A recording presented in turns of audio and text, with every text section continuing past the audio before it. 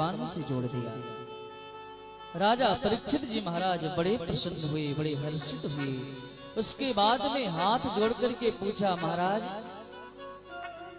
किसी और को भी भगवान के नाम कहने से मुक्ति प्रदान हुई है क्या? तो भगवान सुखदेव कहते हैं, राजन मुझे एक घटना याद आ गई, एक चरित्र याद आ गया अजामिल का। अजामिल ब्राह्मण होते हुए गलत मार्ग पर चलने वाला था, संत का विरोधी, धर्म का विरोधी, वैश्यावृत्ति में लिप्त रहने वाला।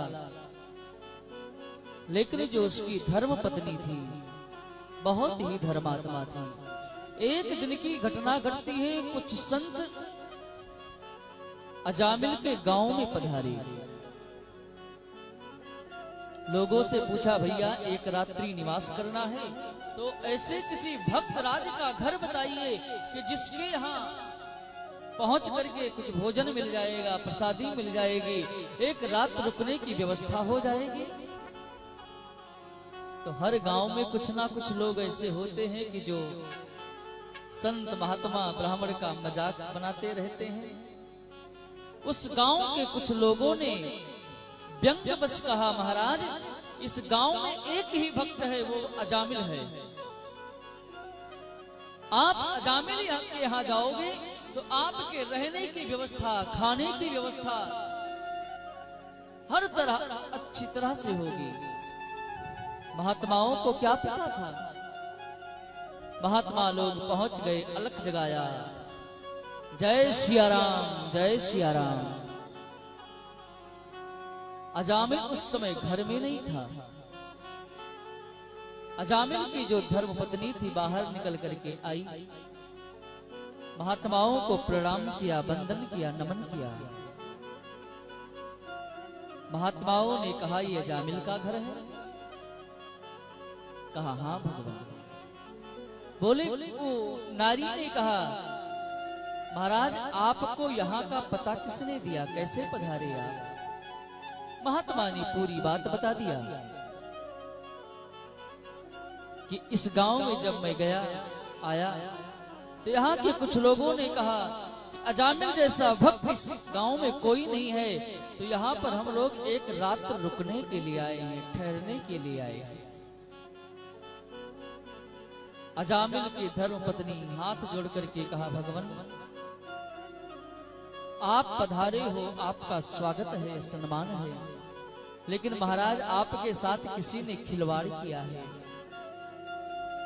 ये अजामिल का घर है, लेकिन अजामिल ना तो महात्माओं को मानता है ना ब्राह्मणों को मानता है, और जहां पर ब्राह्मण संत को देखता है गाली देना चालू कर देता है। महाराज इसलिए आपसे एक निवेदन है कि मेरे वचनों को अन्यथा मत लीजिएगा। आप आए हैं, आपका स्वागत है। महाराज मेरे पति देव नहीं हैं, वो कहीं आएंगे तो आपका अपमान ना कर दें, आपका तिरस्कार ना कर दें, इसलिए आप कहीं दूसरी जगह पर चले जाएं। महात्माओं ने कहा, बहन जब भगवत कृपा से तुम्हारे यहाँ आ ही गए हैं तो तुम्हारा कल्याण करके ही जाएंगे। हम अपने अपमान के डर से, अपने तिरस्कार के डर से हम यहां से चले जाएं, वो ठीक नहीं है। हम महात्मा हैं, हमारे लिए सम्मान क्या, हमारे लिए अपमान क्या, आदर क्या, प्रतिष्ठा क्या? सन्मान निरादर आदरही, सब संत सुखी विचरंत मही।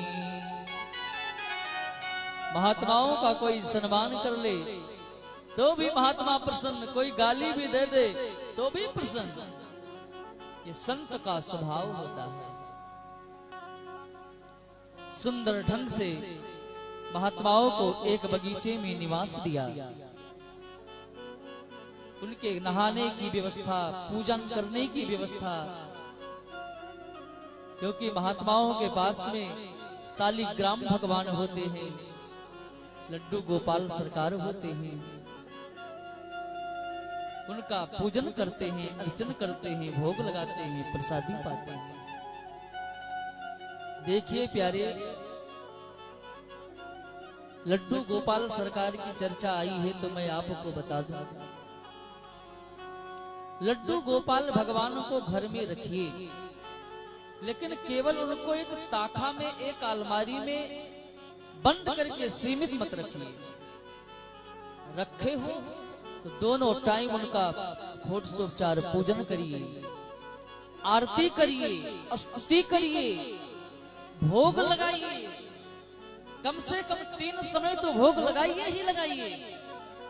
जैसे हम और आप नाश्ता करते हैं सुबह ना, भगवान को भोग लगाइए। दोपहर के समय भोग, फिर उनको आसन पर जैसे अपने सोने जाते हैं उनको सुताइए। ठंडी हो तो गर्म शाल ओढ़ाइए, मोटा कंबल ओढ़ाइए उनको। गर्मी है तो हल्का चादर उनको ओढ़ाइए। मतलब ऐसा लगे कि जैसे हमको व्यवस्था चाहिए वैसे हमें भगवान को देना है। यदि इस तरह से सेवा करोगे तो भगवान कृपा करेंगे। और यदि केवल हम अयोध्या से, बनारस से, वृंदावन से सालिग्राम को ले आए, लड्डू गोपाल को ले आए और पूजन के स्थान पर रख दिया, न चंदन न कुछ न कुछ, गांव में बताते फिर हम तो लड्डू गोपाल को लाए हैं, लड्डू गोपाल को लाए हैं, इतना पूजा करते हैं, घर में है, कुछ कृपा नहीं करते। इससे अच्छा मत लाओ। कम से कम एक दोष से तो बच जाओगे। यदि सेवा कर सको तभी भगवान को अपने पास में रखो। हाँ, बहुत इच्छा है तो लड्डू गोपाल को लेकर के किसी मंदिर में दे दो, जो कोई सेवा करता हो उसको दे दो, उसका भी पुण्य मिलेगा। लेकिन हम ले करके अपने घर में रखें केवल सजाने के लिए, ये अपराध मत करो प्यारे। मीरा को कौन नहीं जानता, राजस्थान की बेटी मीरा। महात्माओं ने आकर के मीरा को सत्संग सुनाया और महात्माओं के पास में लड्डू गोपाल थे। मीरा ने जिद करके लड्डू गोपाल को ले लिया। महात्माओं ने कहा, बेटा यदि सेवा कर सकती हो तो इनको लेना, वरना मत लेना।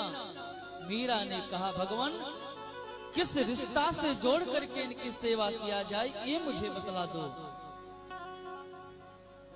महात्माओं ने कहा, बेटा भगवान से अनेक प्रकार से रिश्ता किया जा सकता है। कैसे? उनको पुत्र मान लो, उनको भाई मान लो, उनको सखा मान लो, उनको पति मान लो, क्योंकि वो जगतपति है। मीरा ने अपने मन में दृढ़ संकल्प कर लिया कि साधारण पति को वरने के बाद में एक ना एक दिन सुहाग नष्ट हो जाता है। अब तो मैं गिरधर गोपाल को ही अपना पति मान करके अपने सुहाग को अमर कर दूंगी। और मीरा ने भगवान के भक्ति के लिए क्या क्या नहीं किया। शादी हो करके जब राजघराने राणा के घर में जाती है तो वहां के लोगों ने विरोध किया कि ये भगवान की भक्ति हमारी कुल की प्रथा नहीं है। मीरा ने कहा, माँ जी आपके कुल की प्रथा हो या ना हो, लेकिन मेरे आत्मा की प्रथा है, ये मेरी प्रथा है। मैं सब कुछ परित्याग कर सकती हूँ लेकिन ठाकुर जी का परित्याग नहीं कर सकती।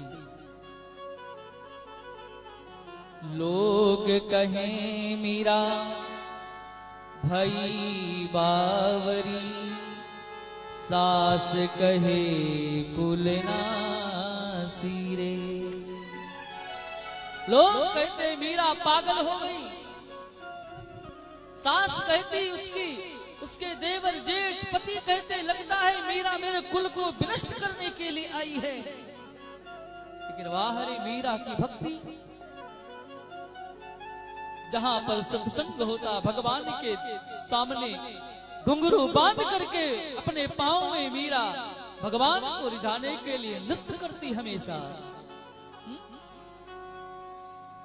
पग घुंघरू बांध मीरा नाची रे, पग घुंघरू बांध मीरा नाची, पग घुंघरू बांध मीरा नाची रे, पग घुंघरू बांध मीरा नाची रे, ओ मीरा नाची रे, मीरा नाची रे, मीरा नाची रे, मीरा नाची रे, पग घुंघरू बांध मीरा नाची रे, पग घुंघरू बांध मीरा नाची रे। भगवान के अंतरंग प्रेम को पाने के लिए मीरा नृत्य करती, भगवान को रिझाती। यहाँ तक की कथा आती है मीरा के विषय में, जाकर के प्रणाम करिए, जितना हो सके सेवा करिए। ये भगवान ने सौभाग्य प्रदान किया है। अपने धर्मपत्नी के कहने पर अजामिल जाता है, महात्माओं को प्रणाम करता है, वंदन करता है, चरण दबाता है। सुबह हुआ, महात्मा लोग जाने लगे। अजामिल हाथ जोड़ करके निवेदन किया, भगवान हम बहुत पापी हैं, बहुत धर्मी हैं, हमसे जीवन में पाप ही पाप होता रहा और आपने कृपा किया मेरे यहाँ पधारे, हमारा कल्याण कैसे होगा आप बताएं। महात्माओं ने कहा, बेटा जो तुम्हारी धर्म पत्नी है वो गर्भ अवस्था में है, उसको संतान होगी और जब उस बालक का जन्म हो तो उसका नाम नारायण रखना, और नारायण रखोगे तो नारायण के नाम से ही तुम्हारा कल्याण हो जाएगा, तुम्हारा जीवन धन्य धन्य हो जाएगा, तुम कृत कृत हो जाओगे। समय व्यतीत होता है और एक सुंदर बालक का जन्म होता है। समय आने पर नामकरण किया, नारायण नाम रखा। अब अजामिल उस पुत्र से इतना प्रेम करने लगा, इतना नारायण से प्रेम करने लगा, उस नारायण से नहीं, अपने बेटा वाले नारायण से। लेकिन जब भी नारायण नारायण पुकारता तो है तो भगवान का ही नाम ना। भगवान के कानों तक ये आवाज पहुंची और एक दिन ऐसा समय आया कि यमराज के दूत अजामिल के प्राण को हरने के लिए आते हैं। अंतिम समय में अजामिल विचार करने लगा, मैंने जीवन में भगवान की भक्ति नहीं किया, भगवान का पूजन नहीं किया, तो भगवान अब हमारी सहायता करने वाला तो है नहीं। देखिए प्यारे, शास्त्र कहते हैं ना, भगवान उसी की सहायता करते हैं जो भगवान को याद करते रहते हैं। केवल आप दुख में याद करोगे तो भगवान भी कहेंगे, बेटा जब तेरे पास बल था, तेरे पास शक्ति थी, तेरे पास कुछ करने का साहस था, तब तो तुमने मुझे याद नहीं किया और आज सब तरह से अपाहिज हो गया, तब मुझे याद कर रहा है। ठीक से मुख से कृष्ण नहीं कहा जाता और माला लेकर के कृष्ण कृष्ण जप रहे हो। ठीक से मुख से राम नहीं कहा जाता, कहोगे राम निकलेगा मुख से आम, कहोगे भगवान की भक्ति करते हैं। ठीक से चला नहीं जाता, कहोगे भगवान की परिक्रमा करेंगे, भगवान के द्वार पर आएंगे। इसलिए संतों ने, महात्माओं ने बताया कि भक्ति करना है भगवान की तो भक्ति की दो अवस्था है, एक तो बालापन और एक ईवानी। जब आप बालापन में भक्ति करोगे तो ईवानी में भक्ति सदैव होती रहेगी, और किसी कारण बस आपने बालापन में भक्ति नहीं कर पाए हो तो ईवानी में किसी से मिल करके भगवान से संबंध जोड़ करके भक्ति करिए, तो आपकी बुढ़ापा अच्छी से निकल जाएगी। क्योंकि जब हम मंदिर जाते हैं ना तो भगवान के चरणों में दो ही तरह के पुष्प चढ़ाए जाते हैं। आप लोग गए होंगे, देखे होंगे, या तो भगवान के चरणों में अधखिला पुष्प चढ़ाया जाता है, या तो जो बिल्कुल पूर्ण रूप से खिला हो वो पुष्प चढ़ाया जाता है।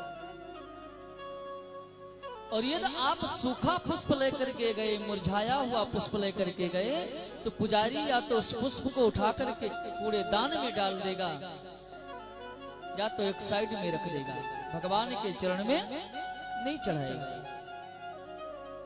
अधखिला पुष्प हमारा आपका बालापन है, खिला हुआ पुष्प हमारी आपकी जवानी है।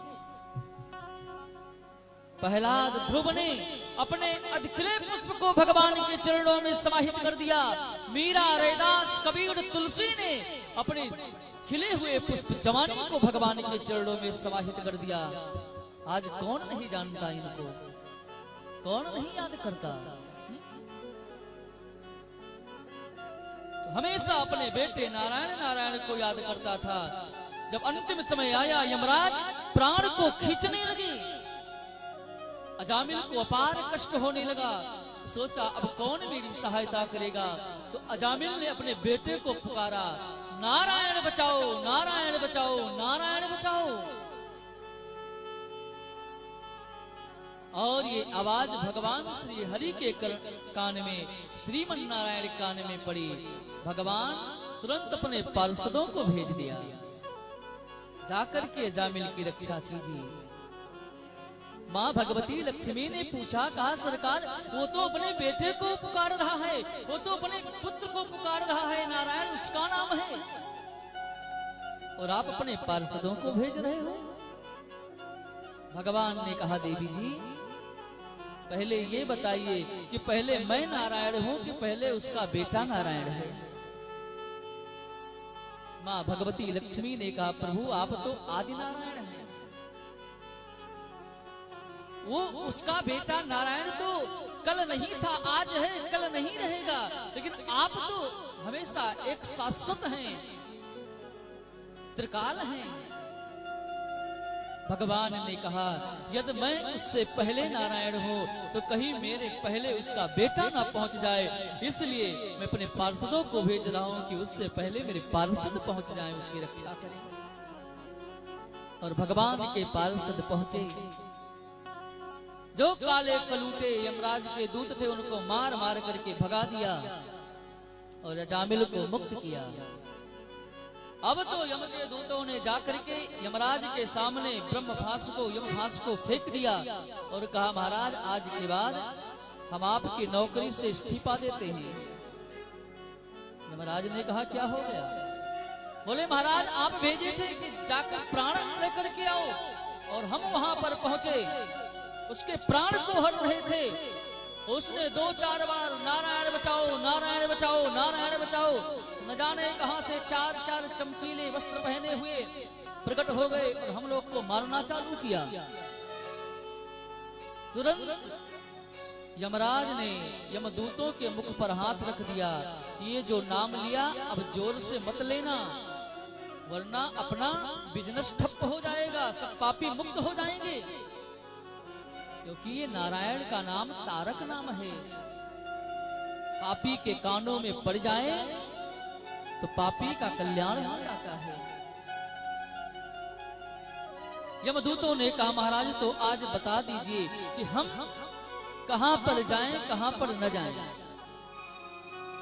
यमराज ने बताया कि जहां पर भगवान का नाम स्मरण किया जाता हो, जहां पर भगवान का कीर्तन किया जाता हो, जहां पर नारायण, राम, कृष्ण, हरि आदि नामों का उच्चारण किया जाता हो, जहां पर पूजन किया जाता हो, वहां पर कदापि मत जाना। जिस घर में गौ, गंगा, तुलसी, धर्म ग्रंथ हो वहां पर मत जाना। होने के बाद में उनका विश्वास के साथ पूजन किया जाता हो, केवल दिखावा मात्र न किया जाता हो, वहां पर मत जाना। यमदूतों ने कहा, महाराज तो जाऊं कहां पर? आज ये भेंद्र ने कर दो। यमराज ने कहा, जहां पर भगवान की भक्ति न होती हो, जहां पर लोग भगवान की कथा न सुनना चाहते हो, जहां पर ईर्षा प्रमाद हो, एक दूसरे को परेशान करते हो, एक दूसरे को कष्ट देते हो, वहां पर जाना और वहां पर तुम्हें रोकने वाला कोई नहीं आएगा। यमदूतों ने कहा ठीक है महाराज। और इधर अजामिल के प्राण की रक्षा करके भगवान के पार्षद चले गए। अजामिल एकांत में बैठा भगवान को याद करता रहा कि प्रभु, मैंने अपने बेटे को, अपने पुत्र को याद किया तो आपने पहुंच करके हमारी रक्षा किया, और यदि कहीं मैं आपको याद करता तो हमारा बार बाका ना हो पाता, हमको कोई कष्ट ना दे पाता। आज तक मेरे लिए आप हमेशा कार्य करते रहे, मेरे जीवन का उद्धार करते रहे, बार बार मुझे चेतावनी देते रहे, लेकिन भगवान मैं इस चीज को समझ ना पाया। आप ही संत बन करके मेरे यहाँ पधारे और मेरा कल्याण किया। तो महात्माओं से मैंने सुना है कि भगवान अजामिल की भक्ति देख करके वहीं पर प्रकट हो गए और कहा, अजामिल जाओ, 1 वर्ष तुम उत्तराखंड में बद्री नारायण में मेरा ध्यान करो, अर्चन करो, पुनः तुम मेरे लोक में आओगे। और अजामिल उसी समय चल देता है उत्तराखंड। वहां पहुंच करके भगवान का स्तमन करता है, भगवान की भक्ति करता है, ध्यान करता है और पुनः शरीर त्याग करके भगवत लोक को जाता है। भगवान सुखदेव कहते हैं, राजा परीक्षित, इस प्रसंग से ये शिक्षा लेना चाहिए कि भगवान को याद करने पर जीव चाहे जितना पापी हो, चाहे जितना दुष्ट हो, यदि भगवान के शरण में चला जाता है तो भगवान उसको मुक्त कर देते हैं, भगवान उसके ऊपर कृपा करते हैं। नाहक में कोई ये सोचे कि मैं अपना कार्य कर रहा हूँ, ये सब मैं कर रहा हूँ, क्योंकि करने वाले तो भगवान ही होते हैं।